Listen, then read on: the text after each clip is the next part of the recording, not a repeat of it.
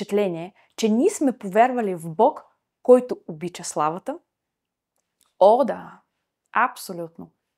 Прави ли ви впечатление, че Бог не иска да я споделя? Ето Боже, твоите деца хвалят онова дърво, пари, човек, пералнята, всичко, какво ли не друго, но не и тебе. Историята познава много малко хора, които са успели да се справят с товара на славата.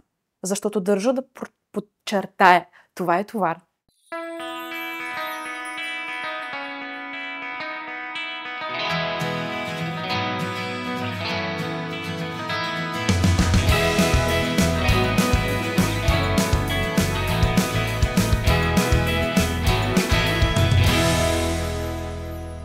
Здравейте! Казвам се Влада и вие сте в подкаста ми Дневник. Тъй, днес заедно с вас ще размишлявам върху тема слава. И веднага уточнявам, че това са размишления и споделяния, а не поучение. Така че в момента преотварям страниците на моя дневник, а вие сте тихи слушатели на вътрешните диалози в главата ми. Наскоро отидох на един духовен ретрит и по стечение на различни обстоятелства ме докосна точно тази тема. Как ние, хората, Бог и дяволът, съвпадаме в желанието си да притежаваме слава. Вижте, имаме нещо общо. Това беше сарказъм. И аз, да не съм голословна, веднага сервирам ред библейски пасажи, в които ясно се вижда какво казва Библия по въпроса. В Исаия 42 глава 8 стих се казва: Аз съм Господ, това е моето име, и славата си няма да дам на друг, нито хвалата си на изваяните кумири. Исаия в 48 глава казва: заради себе си ще направя това, защото как би могло да бъде осквернено името ми? А славата си няма да дам на друг. Колко категорично звучи това нещо. В Псалом 115: Не нам, Господи, не нам, но на Твоето име дай слава, заради Твоята милост, заради Твоята истина. Казва Давид.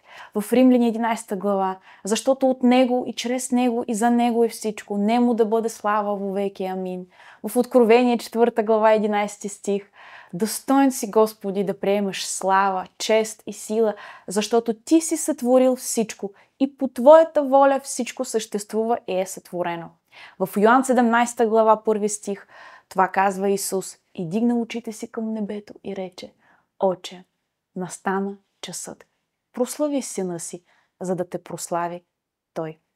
Прави ли ви впечатление, че ние сме повярвали в Бог, който обича славата? О, да, абсолютно.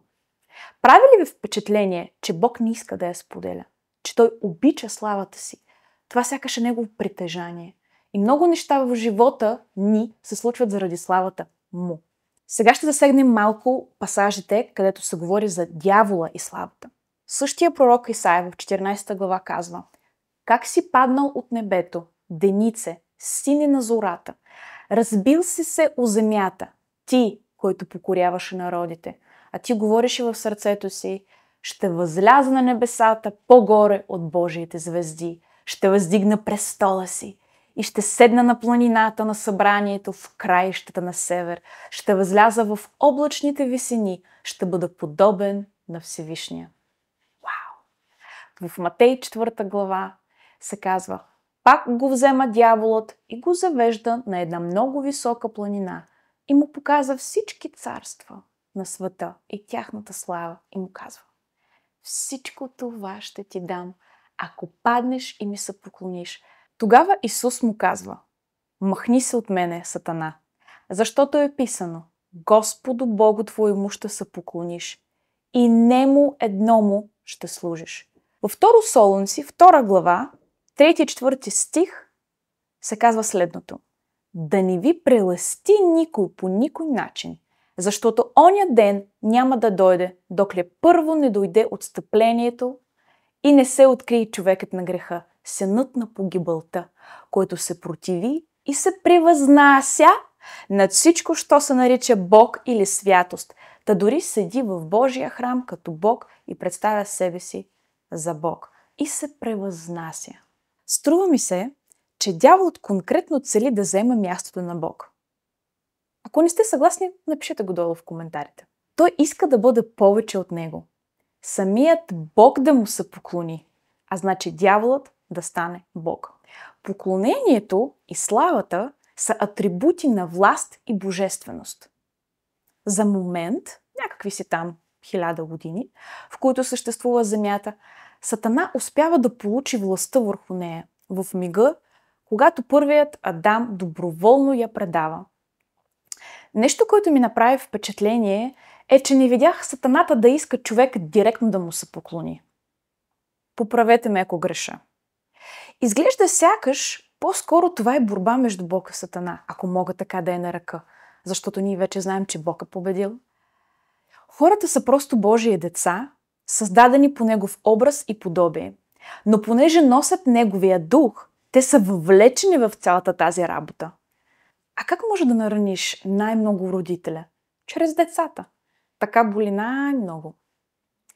Отдаването на слава на някого е признак на почет и уважение.